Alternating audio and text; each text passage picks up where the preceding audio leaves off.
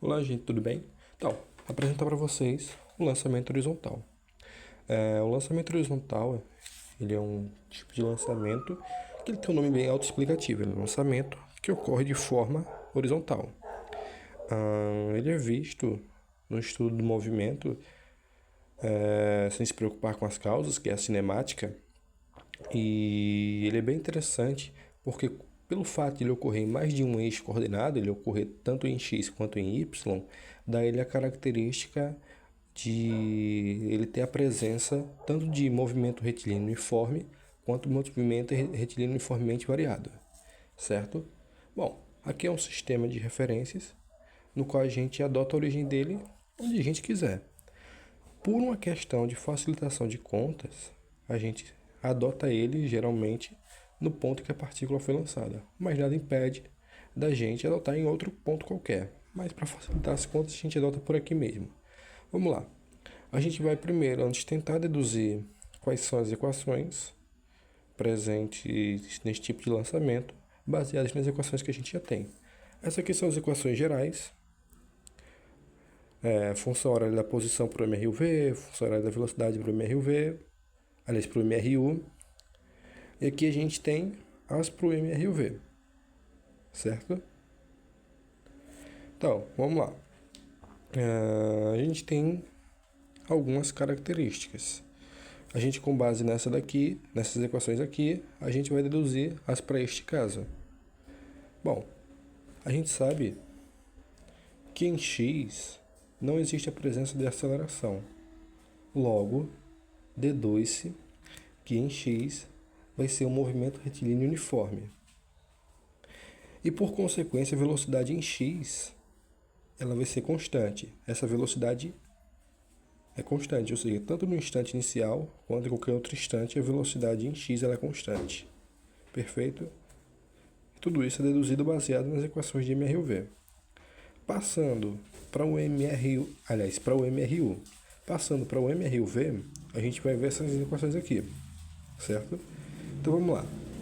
A gente deduz que o y, que é a altura que a gente precisa encontrar, a altura da partícula em qualquer instante, vai ser a altura inicial. Para o nosso caso, vai ser zero, de acordo com o nosso sistema de referências, mais a velocidade inicial vezes o tempo em y.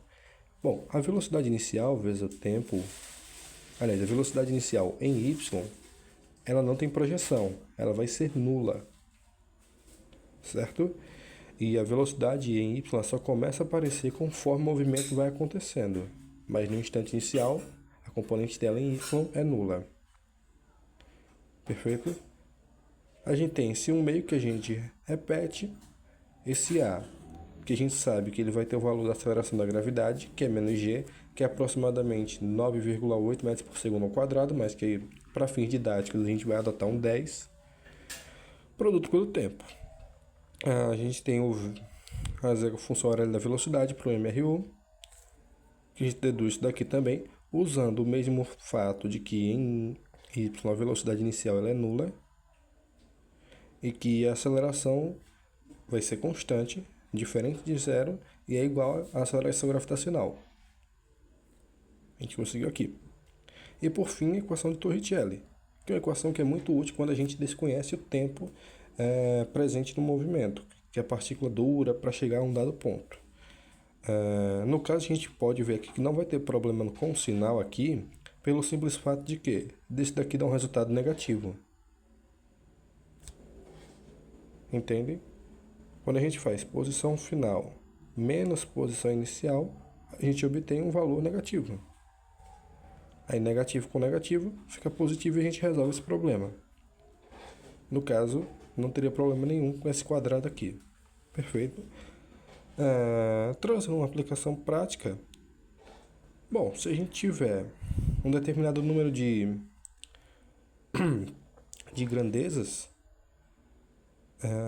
e de dados fornecidos por um problema, a gente consegue obter tudo que a gente precisa para esse caso aqui. Como, por exemplo, aqui, eu disse um tempo aleatório de 5 segundos. E foi só disso que eu precisava para descobrir a altura de que uma partícula foi lançada. Para um tempo de 5 segundos, a altura que ela percorreu, no caso a altura que ela foi lançada, é de 125 metros, mas por que sinal de menos aqui? Porque para o nosso sistema de referência, a gente adotou como negativo para baixo.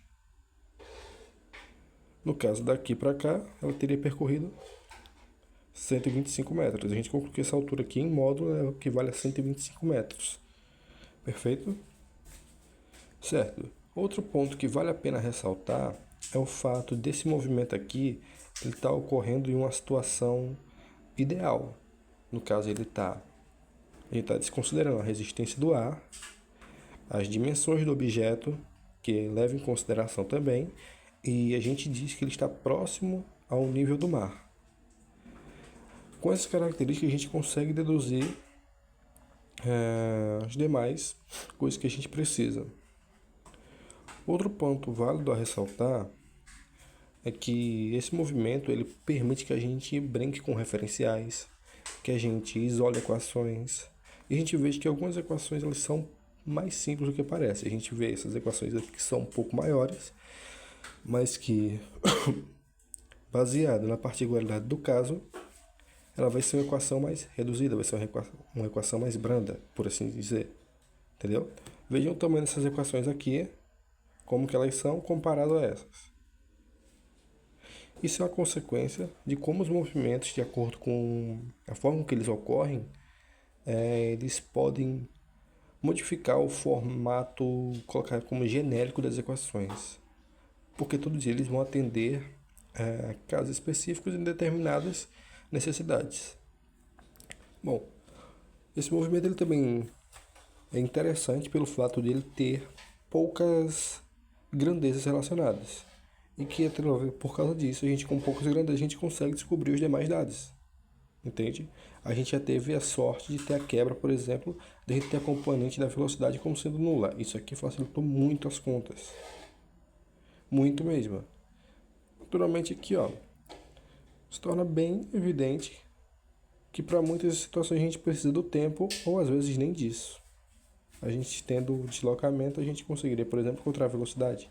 Nesse caso aqui, com o tempo, a gente conseguiria a altura